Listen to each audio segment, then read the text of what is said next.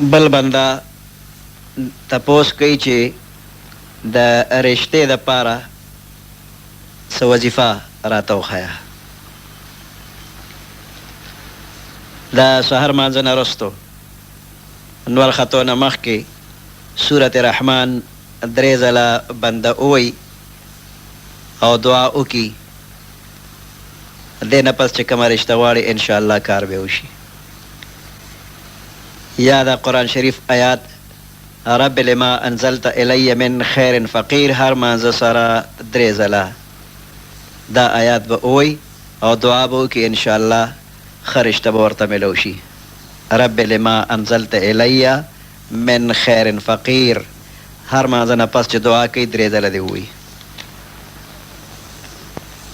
بل بنده تپوس کوي چې یو سړی د مرګ په وخت کې خپلو وارثانو ته د منځونو د کفارې ورکولو وصیت وکړي، نو پس د مرګه دا کفاره به څنګه ورکولی شي؟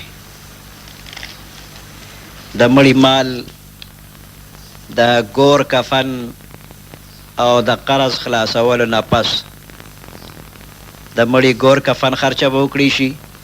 بیا که په دې مړي باندې د چا قرضونه وي هغه قرضونه به خلاص کړي شي.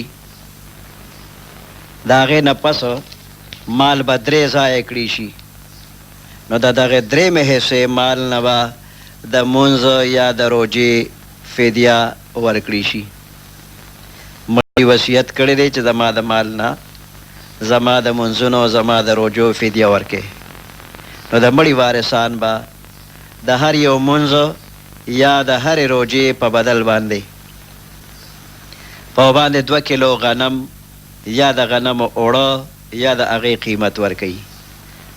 په باندې 2 کیلو غنم یا اوړه یا قیمت. احسن الفتاوه کې فدیه په باندې 2 کیلو غنم لیکلی دي. د نورو کتابونو په نسبت دا مقدار یو پوټې زیات دی، خو په زیات کې فایده ده، نقصان پکې نشته دی. نو د هر منځ یا د هرې روژې په بدل په باندې 2 کیلو غنم یا اوړه یا قیمت به ورکړي شي. یو بنده تپوس کوي چې د جنازې مانځه نه پس دعا کول څنګه دي؟ د سنتو سره موافق خبره دا ده چې د جنازې نه پس د دعا ونه کړي شي.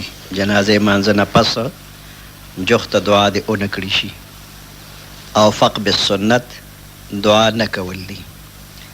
کله چې په مړي باندې خاورې ووړي او سلې جوړ شي بیا دغه وخت کې دعا په احادیثو کې ثابته ده چې د دې مړي نه به منکر نکیر اوس سوال جواب کوي، نو دعا ورته پکار ده چې د منکر نکیر د دې سوالونو په جواب کې دې ثابت قدم شي.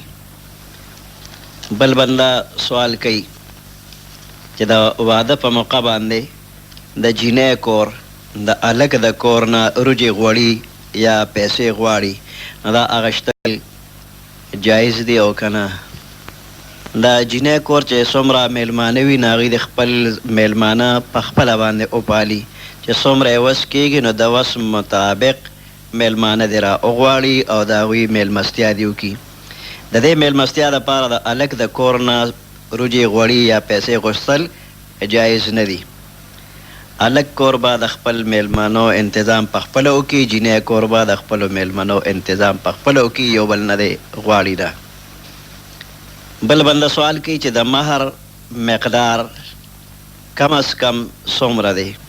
څوک 10 دیناره یادوي او د پاکستان د روپو شمار نه یادوي. نو د مهر کم از کم مقدار 10 درهمه دی.